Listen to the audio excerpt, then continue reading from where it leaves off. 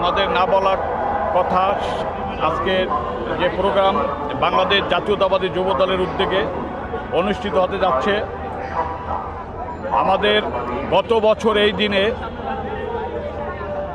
খুনি হাসিনাকে বাংলাদেশ থেকে বিতাড়িত করার জন্য এদেশের ছাত্র সমাজের নেতৃত্বে বাংলাদেশ জাতীয়তাবাদী দলের বিভিন্ন অঙ্গ সংগঠন, ছাত্রদল, যুবদল সহ বিভিন্ন অঙ্গ সংগঠন সেদিন আমাদের প্রিয় নেতা বিএনপির ভারপ্রাপ্ত চেয়ারম্যান জনাব তারেক রহমানের নির্দেশনায় আমরাও সেদিন রাজপথে ছিলাম।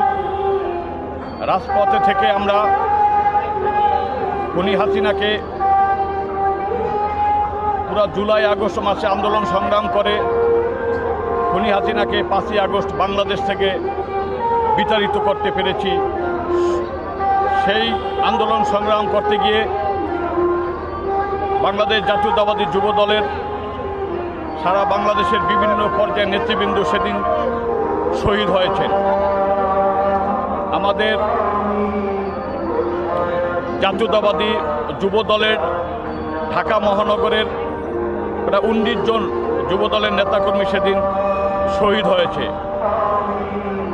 সর্বমোট সকল আন্দোলন মিলিয়ে আর কি এই জুলাই আগস্টের আন্দোলনে, এবং সারা বাংলাদেশে 78 জন যুব দলের নেতাকর্মী সেদিন হাসিনা বিরোধী আন্দোলন সংগ্রাম করতে গিয়ে শহীদ হয়েছেন। তাই আমাদের প্রিয় নেতা তাদেরকে ভুলে যায়নি। তাদেরকে স্মরণ করার জন্য জাতীয়তাবাদী যুব দলকে কেন্দ্রীয় নির্বাহী কমিটিকে জনাব তারেক রহমান সাহেব তাদেরকে স্মরণ করতে বলেছেন। তারাই ধারাবাহিকতা আজকে বাংলাদেশ জাতীয়তাবাদী যুব দল কেন্দ্রীয় নির্বাহী কমিটির উদ্যোগে সারা বাংলাদেশে যুব দলের শহীদ পরিবারদেরকে ঢাকা শহরে আমন্ত্রণ জানিয়েছেন। তারই ধারাবাহিকতায় আজকে আমরা এই প্রোগ্রাম, আজকে প্রথম আমরা শহীদ পরিবারকে দুপুরে লাঞ্চের ব্যবস্থা করানো হয়েছে। তাদেরকে আমি আপ্যায়নের দায়িত্বে ছিলাম, তাদেরকে লাঞ্চ করানো হয়েছে। সুন্দর সুশৃঙ্খলভাবে তারা লাঞ্চ করেছে। লাঞ্চ করে ইতিমধ্যে তারা প্রোগ্রামের ভেন্যুতে চলে গিয়েছেন। সেখানে আমাদের প্রিয় নেতার উপস্থিতিতে মিটিং শুরু হয়েছে।